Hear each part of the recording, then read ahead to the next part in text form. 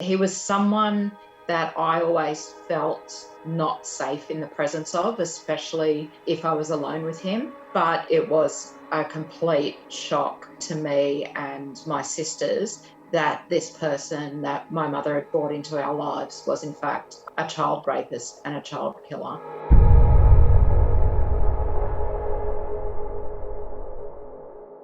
You found yourself in a situation where your mother had got together with a man who had become part of your lives, and then suddenly it was revealed he had been charged with murder. Talk me through how that unfolded for you. I was around 15 when my mother married a man called Barry Hadlow, and she met Barry Hadlow in Toowoomba in Queensland. We didn't know it then, but he had just been paroled from jail. She met him at a party. They got on really well. They married very fast. And after a couple of years of living in Toowoomba, they moved to a town called Roma, which is a fair distance from Brisbane. It's out in the country. It's quite regional. They lived there for a while, and in 1990, on May 22, a little girl called Stacey Ann Tracy, who was 9 years old, walked her sister Libby to school, dropped her at Libby's school front gate, and she headed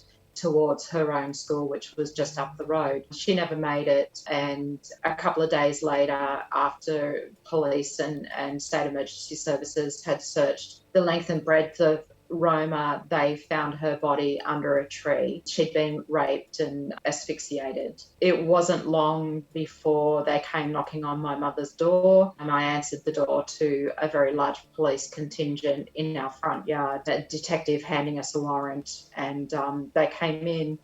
They searched the house, they pulled the place to pieces. All they told us was that they were investigating the murder of a child, that they were there to get evidence. Eventually, they took Barry out of the house, put him in a police car and drove off. That was when it began to sink in to myself and my siblings and my mother that he was the suspect in the murder of this little girl. He was charged quite shortly after that. It was during my interview with one of the detectives that I found out that the reason he'd been paroled from jail in the first place was because he'd served 20 odd years for the murder of a 5-year-old girl in Townsville. Her name was Sandra Bacon, and that police considered him the prime suspect in the murder of Stacey Ann Tracy. And yeah, that's essentially how I found out about his past and how that situation unfolded. Did you have any inclination that he'd been in prison before this? So he had told us he'd been in prison. He said that he'd been in prison because he king hit a man during a fight. The man died and he spent 20 years in jail for manslaughter. We had no idea. My siblings and I were entirely in the dark about why he had been in prison. We had no reason to believe otherwise, and it was a complete shock, certainly to me and my sisters, that this person that my mother had brought into our lives was in fact a child rapist and a child killer. Prior to him being arrested and charged, had he given any signs or made you feel uncomfortable? He was a very creepy man. He was very big. He had a cruel streak. He would kill little animals. He was someone that I always felt not safe in the presence of, especially if I was alone with him. But in terms of his behaviour in front of children, I never saw anything that made me think this person was a danger to young people. I mean, he had a vibe. He was really gross. He was very loudmouthed. He kind of presented himself as the life of the party. And yeah, the vibe he put off, it was not a comfortable vibe. And I guess that if you put it down to feelings, looking back, that's probably why I didn't feel comfortable with him, because he was putting off that vibe. And then after he was charged, was there any doubt in your mind that he was responsible as it went through the court? How did that kind of sit with you psychologically? Because it's a huge thing for someone who's been living in your home with you to suddenly be positioned as a murderer. The reason why I didn't doubt this was because the police found evidence around Stacey's body. They found evidence relating back to the crime, and that evidence came from my mother's house. So there were things like a bed sheet that had a very distinctive pattern on it that I could definitely put as being at my mother's home. There were other items that were easily identified. The police showed me those items in an evidence room. I was able to tell them where they came from. They were able to track down everything that I said as being verifiable. The minute I walked into that evidence room, I knew that they had the right person. And as a result, my confidence in that was so great that I agreed to be a witness for the prosecution in terms of being able to identify all of those things.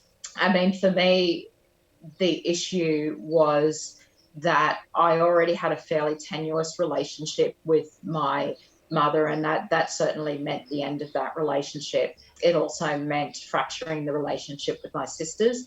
But, you know, a little girl, a 9-year-old child was dead, a family was grieving, and someone had to make decisions that were the right decisions. My mother was protective of him. She stood by his side long after he was convicted of murder, and I felt that at least someone in my family owed it to Stacey Ann's family to just step up and do the right thing. And so this is really events that have not only shaped, you know, quite sadly your relationship with your family, but also really your career trajectory, because it's obviously, you know, driven in part all the work you've done. One of the reasons that I became a journalist was because I was uncomfortable with the reporting around Stacey Ann's death. And I thought that it was an area that I could make some kind of difference in. The reality was that I was very angry about Stacey Ann's murder for decades, and it took until 6 years ago for me to be able to turn that anger into something useful. You know, I'm really proud to have started the Red Heart campaign because it's a project that not only arose out of something so tragic and horrifying and sad and devastating. It's a project that's fully supported by her family. And for me, that's the most important thing. I am glad that they are able to know that their daughter, their sister, their granddaughter is memorialised in such a public way, and that her name will be there long after I die, long after they die, and generations to come, and that her death is bringing solace not only for her family and for Sandra Bacon's family, but also for the many thousands of women and children who have been killed in Australia since white settlement. So, you know, her name is attached to something that means a lot to quite a few countless families across this country.